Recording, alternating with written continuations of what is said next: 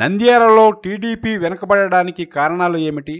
కర్నూలు జిల్లా నంద్యాల నియోజకవర్గానికి జరుగుతోన్న ఉప ఎన్నిక మంచి రసవత్తరంగా మారింది. ఎన్నికల సంఘం నోటిఫికేషన్ కూడా రిలీజ్ చేయడంతో ఎట్టకేలకు ఉప ఉత్కంఠ తొలగింది.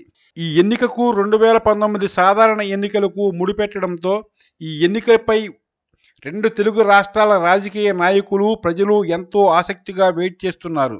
నంద్యాల ఉప ఎన్నిక ఆగస్టు 23న జరుగుతుండగా కౌంటింగ్ 28న జరుగుతుంది.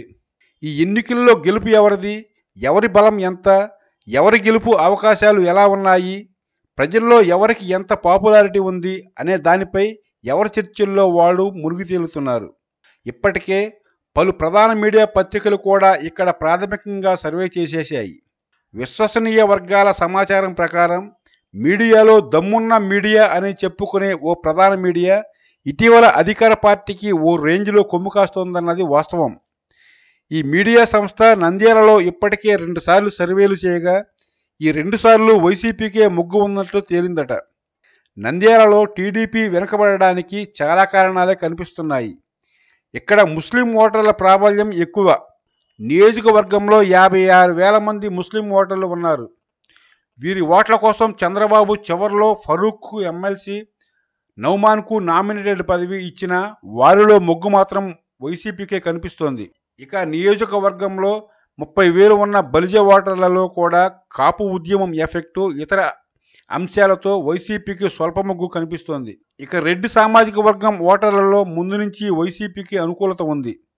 ఇలా 3 ప్రధాన సామాజిక వర్గాల్లోనూ వైసీపీకే మొగ్గు కనబడుతోంది. ఇక ఇక్కడ చంద్రబాబు కోట్లాది రూపాయలతో అభివృద్ధి పనులకు శంకుస్థాపనలు చేయడం కూడా ప్రజల్లో మైనస్ కనబడుతోంది.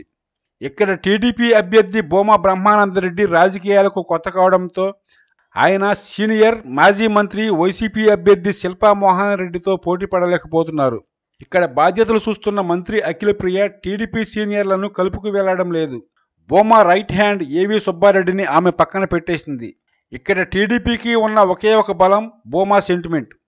టీడీపీలోని కొందరు సీనియర్లు కూడా భూమా వారసత్వాన్ని ఆళ్లగడ్డ నంద్యాలలో ఎలా ప్రోత్సహించాలని ఇన్నర్గా సపోర్ట్ చేయలేదని తెలుస్తోంది. శిల్పా మోహన్ రెడ్డి కుటుంబానికి మంచి పేరు ఉంది.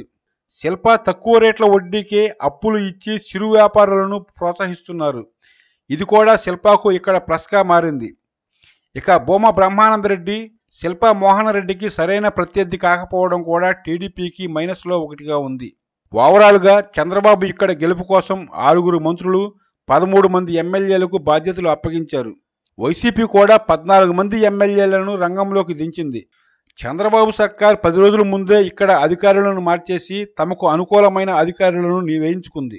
ఇలా ఎన్ని చేసినా ప్రస్తుతం నంద్యాలలో మొగ్గు మాత్రం వైసీపీ వైపే ఉంది.